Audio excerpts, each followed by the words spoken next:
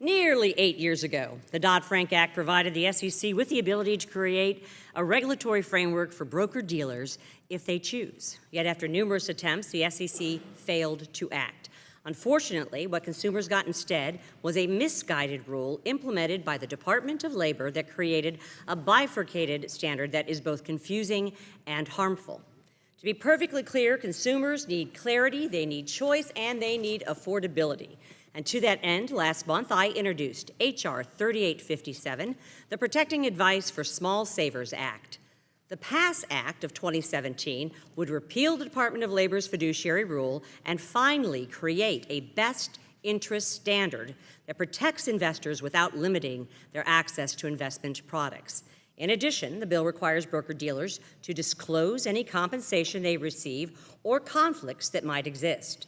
And the PASS Act of 2017 reestablishes the SEC as the rightful regulator in this space. Finally, my bill ensures states such as Nevada don't make their own fiduciary standard, creating a patchwork that will only further complicate matters. I realize, Mr. Chairman, that the National Association of Insurance Commissioners has some concerns, and I want to assure the commissioners we will do our best to address those concerns and look forward to working with them as we go forward. Mr. Chairman, my friends on the other side of the aisle might not want to admit it, but SEC Chairman Clayton said it himself, quote, "There will be changes to the DOL fiduciary rule." And while I am happy to have Chairman Clayton as a willing partner in this fight, I do believe Congress needs to reassert its authority in this space. Just last week, in his testimony before this committee, Chairman Jay Clayton said, I quote, "You can't put one hat on when you're talking about 50% of your assets and another hat on when you're talking about another 50%. It makes no sense." In other words, when the average American is sitting across from a broker-dealer and maybe has 2 different accounts with them, there should be one standard for all services provided. Although I was happy to see the 18-month delay earlier this year, low and middle-income investors are hurting now.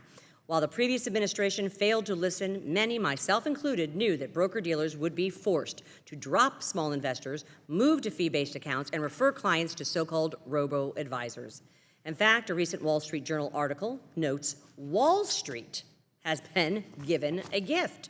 The story says, and I quote, "Firms are pushing customers towards accounts that charge an annual fee on their assets rather than commissions, and such fee-based accounts have long been more lucrative for the industry. In earnings calls, executives are citing the Department of Labor rule as a boon." Furthermore, multiple independent studies conducted since the rule took effect in June have shown that access to investment products have decreased. Those studies, which have been submitted in the comment letter, show an alarming trend.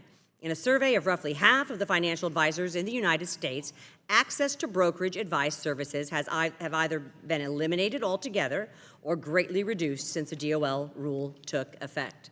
In addition, the survey found that 95% of the respondents have made changes to the products available to investors. Another study found that 75% of broker-dealers will service fewer small accounts due to increased risk and compliance costs. Mr. Chairman, it is very simple. We must pass legislation that protects a saver's ability to have access to affordable products, period. This is not about Wall Street. It's about low and middle income savers on Main Street. I urge all my colleagues to support the PASS Act of 2017, and I yield back the balance of my time.